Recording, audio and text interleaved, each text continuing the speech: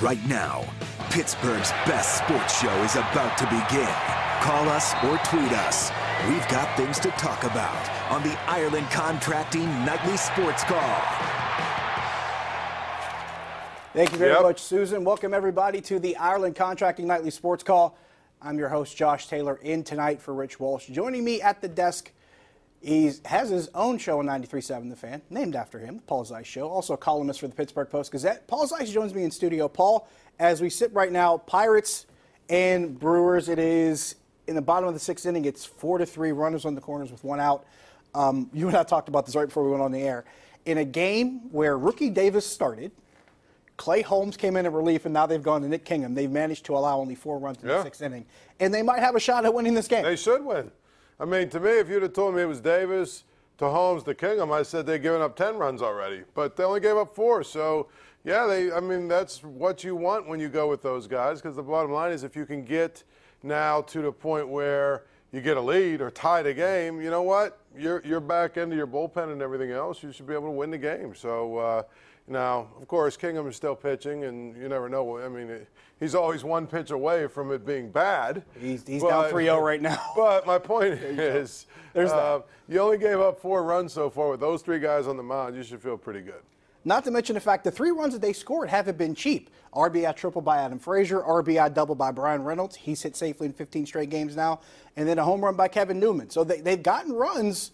You know, they haven't been by the cheap variety. They've actually used the bats to a decent advantage to score runs. So it's not like, you know, this is a game that is completely out of their grasp right now. Well, no, not at all. I mean, but that's what they've been doing, right? They've been hitting the ball, and so they've been scoring runs. That's what I said. You only give up 4 runs in a game like this, you feel like you should win it. You know, that's all I would say. Let's shift gears here, because we can't talk Pirates baseball without talking about some recent news in the past couple days. Now, going into June 1st, we knew a couple of the names that were out there as far as people that were still available as free agents were Dallas Keuchel and Craig Kimbrell. Why?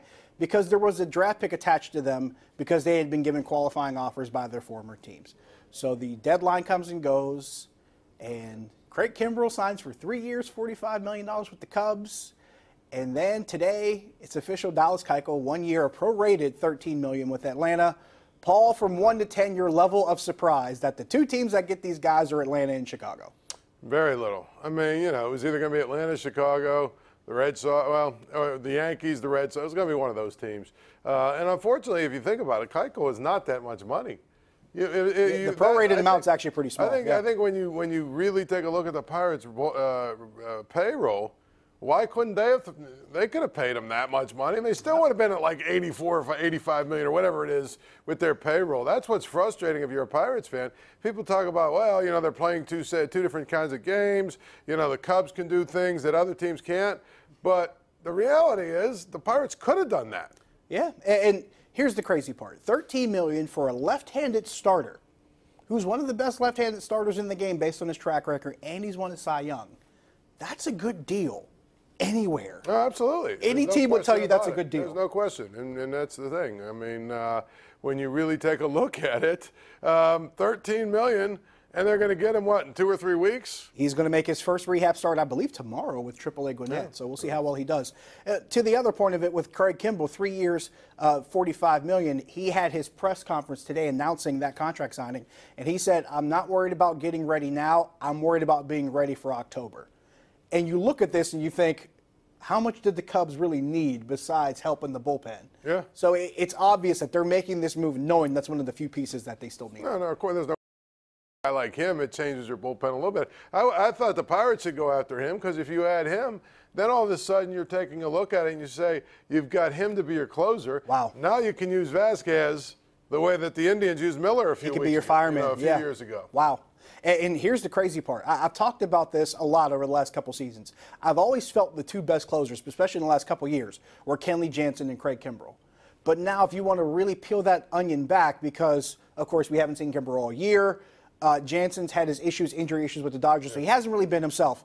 But the next 2, I'm probably looking Josh Hader and Felipe Vasquez, and they're in the same division. Yep. And now Kimbrell's in that division. Yeah, and if Kimbrell gets it done, I mean, if Kimbrell's what we think he is, it really changes the Cubs in a lot of ways, and maybe puts them back in the conversation as a team that has a chance to get to this World Series.